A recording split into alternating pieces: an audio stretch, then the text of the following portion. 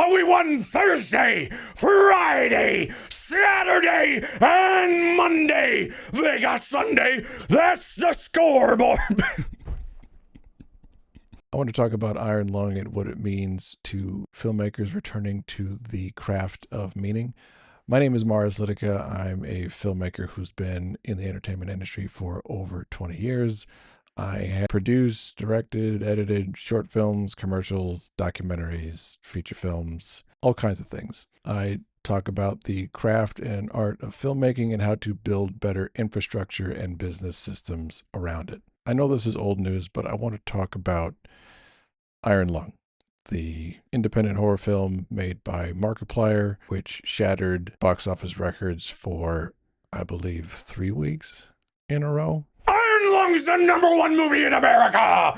The #1 two-time champion. I know that it's been talked about ad nauseum, and people have talked about how this is a signal that Hollywood is dead and why creators are the future, but I think we're missing a very important point, which is I think this film signifies that there's a new emphasis on meaning when it comes to filmmaking. I first heard about this story on Substack, and I am not a horror film person, really. I'll watch a couple around Halloween, but that's about it. So this film really wasn't in like my purview. I didn't even know who Markiplier was, which, yes, I know he is a YouTuber who's been on the platform for like 10 years and has 35 million followers. So maybe I should have known who he was, but you know, I've been busy and it just escaped my attention. So I looked him up. I looked up what the film is about, which it is based upon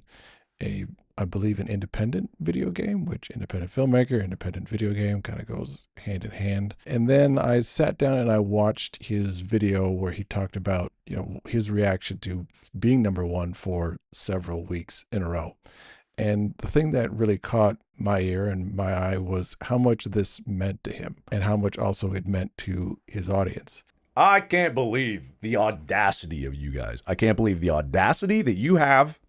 I can't believe your audacity. Your audacity should be stopped by someone. Not me. I'm not going to stop you. But someone ought to stop your audacity, because the audaciousness with which you approach things is basking in the glow of that. Its intention wasn't to smash box office records. That was just a happy byproduct. And I think also having 35 million followers helps on the platform. Sometimes not, but we'll get into more of that in a second. He wanted to learn the craft of filmmaking. This is like the next step for him. This was just like a learning process for him. He had already set out to be on YouTube and get consistent and get good at that. And I think with 35 million subscribers, obviously he'd done that. And this was the next step. So this was a learning process. He raised the money, I believe, all on his own, and then started booking theaters, and the theaters sold out, and they just continued and continued and continued. I believe he'd been playing the game for a long time and talking about it, and he had also been talking about the fact that he wanted to make this movie. He was going to make this movie. He wanted to make a movie. This was the next step. So he had been talking about this for a while, and when you talk about something for a long time, people catch on that this means something to you, and you are making this not because you are trying to do a cash grab. No, this actually means something to you. This is important. And the audience also picked up that this was also important. And because it's important to him and they have a relationship with him, they wanted to support him. And that's why the movie sold out. A lot of the articles that I've read have talked about the subscribers and how filmmakers need to like get their subscriber counts up and their followers up and be engaged and active and all that. But I think what really matters is the relationship that he already had, both his love for the game and also his love of wanting to be a filmmaker and make this movie. We've seen what happens when somebody who has a lot of followers launches something that we know they don't care about. They know they don't care about. They're just doing it because they think, I have followers, I want money, I'll launch thing. My followers, because I have a lot of them, will buy it. And then the launch is dead. Whereas I think this one worked because his audience knows him. They know that he likes this game. They know that he wanted to make a movie about it. He talked about it for a long time. I was looking back at the video history, and there was a lot of references to like, we're making the, like, I want to make this movie. We're making the movie. The movie's coming out. This is about the movie. So that's a long period of getting people ready that this movie is coming. This is why I want you to watch it. This is what it means to me. I have done this, and a lot of filmmakers have done this, where you just come out of the blue and say, I made this movie. You should watch it. And even your friends and family were like, I had no idea you were making a movie. Like, what is this thing? Should I watch it? And you go, yeah. Like, where can I watch it? And you tell them where, and they're like, all right, I'll check it out sometime. And then nothing happens. And I think that this is a signal for, and I don't even want to say the industry itself, because I'm starting to care less and less about that. And I want to talk more about how filmmakers can be in touch with the audiences that they want to get their work in front of. I think what this means is that because we have a lot of distractions and entertainment at our disposal, you can't just drop something that you made and tell people to go watch it. Like, think if you ran up to somebody in the street and they've never met you before, and you're like, here, I made this movie, you should go watch it. Now, you may watch it, but most likely you'll take whatever thing they gave you and throw it away. How many times you walked in the store and somebody like gives you, not even like a sample, just like a flyer, like, come see my show. And you're like, okay, where do I throw this in the garbage? Same thing. You have to get to know people first. They have to get to know you and like you, and also what the thing is that you are making. Once they get to know you and like you and they have an idea of what it is and they're interested, then they'll go watch it. There has to be more of an ecosystem built around the art that we make. The art that we make in and of itself is not the ecosystem anymore, because there's too many distractions. There's too many other things that people can do. There's too many things going on, quite frankly. And to just like drop something out of the blue just no longer cuts it. People now no longer trust the art itself. They want to have a connection to the person who is making it. People are drawn to work that has meaning and perspective and also a history behind it. And I think what this signifies is that we have to build a better ecosystem around our work. I think there's a new process that is forming that I'm seeing around the work that I've made, the work that I produce for other people, and the work that I'm seeing actually has a breakthrough, like Markiplier with Iron Lung. And I think it all revolves around building infrastructure around what I am calling your signature media. Now, signature media to me is, I don't want to say the magnum opus, it is the main attraction of what you are building. It is the main event. For Markiplier, that's Iron Lung. For you, that's probably the film that you are building. But you can't just launch straight into that signature media asset. You have to first signal using social media, your newsletter, whatever you have, to let people know well in advance. I would say about 6 months to a year in advance that you are working on this thing. I've got not only Concrete River, but I also have a feature documentary that I'm working on.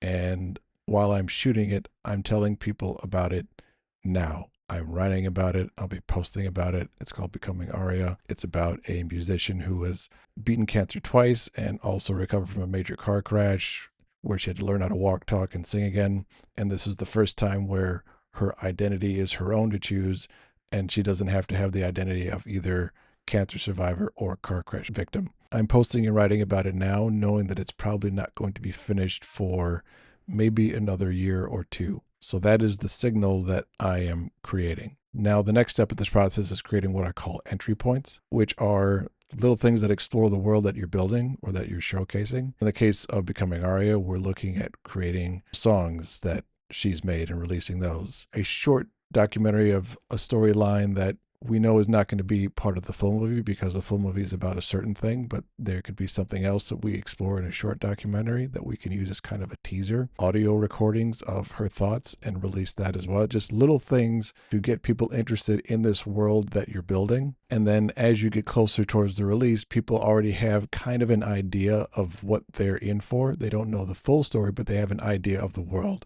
and they want to spend more time in that world. Because Aria is a musician, she will oftentimes like tease things that she is doing while she is making the album, and then she will drop the album. So she'll like tease a song, she'll tease lyrics, little things where people are like, okay, this thing is coming, this thing is coming, this thing is coming. I know about it. I like her. I like the song.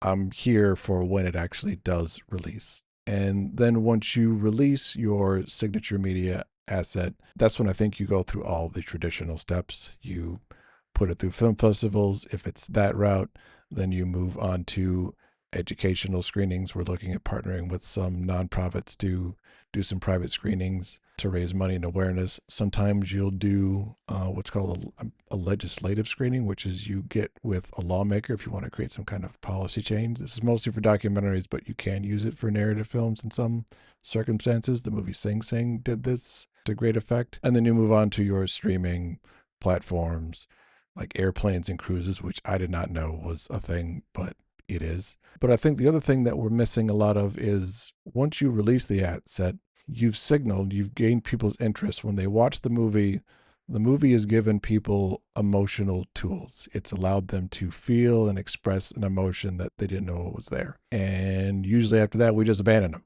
Like they watch the movie and then that's it.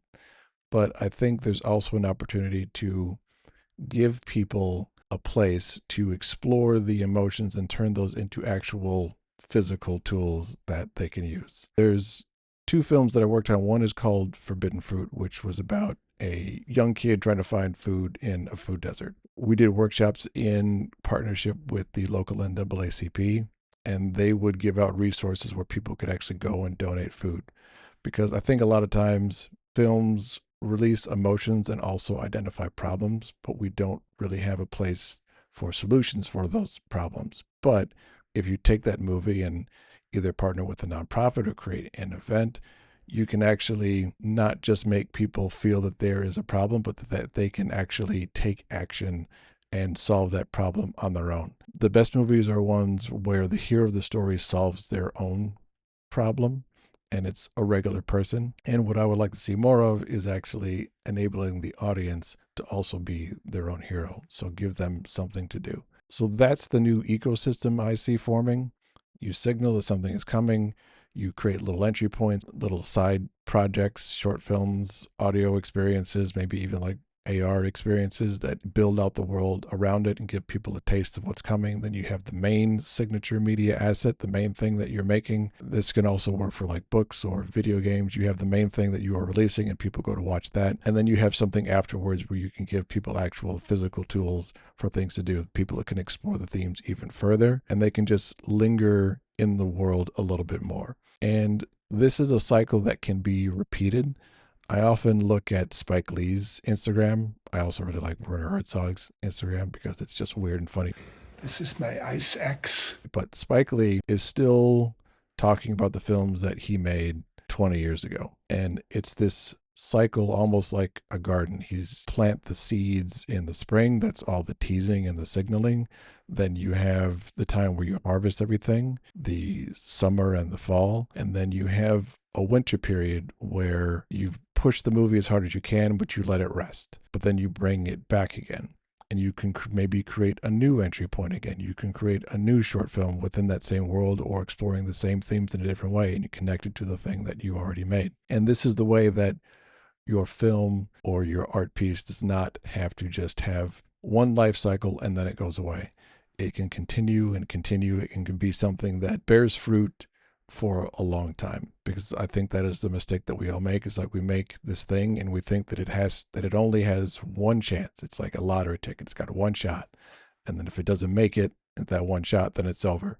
When really it's you try once, you see how it goes, you let it rest, you bring it back, you try again, you see how it goes, you let it rest, and you just keep doing this as long as you possibly can. And I think the only way that this can work is if the film has meaning not just to the audience, but to you as well, because you are the voice for it, you're the avatar for it. So if it means something to you, then it will mean something to other people. One of my favorite films from the past couple of years is After Sun. After Sun is actually one of the influences when I was writing Concrete River. It's about a father and daughter who are on a trip to Greece, and we find out that the father is dealing with depression while also trying to be a good father to his daughter and show her a good time. You could already tell by watching the movie that this meant something to the filmmaker, and it makes you want to like stay in the world and learn more about it. And I think that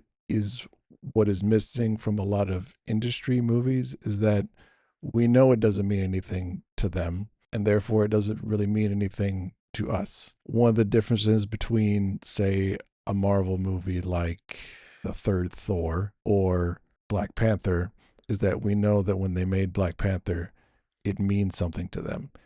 Even the sequel, which I think wasn't as good, it still meant something to the filmmakers and the people involved. And they were also in a really tough spot trying to make a sequel to a movie where the main character dies.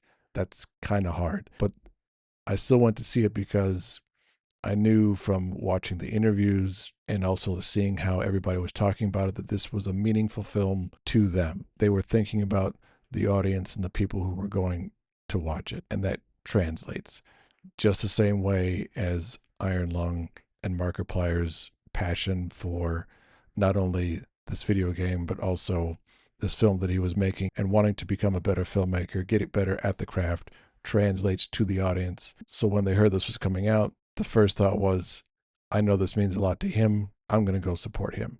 And if you do that, people will go out and support you. It just is. It's fundamentally astonishing, and I am just grateful. I want to be able to deliver wins for the crew, but the win condition isn't being number one. That's not the win condition. That's a fun little ha-ha achievement. The win condition is that this actually came out at all. This got in theaters, which was my only goal with this movie from the beginning. Could have been 50 theaters, could have been less. If that's all it could do, then that's all I would get.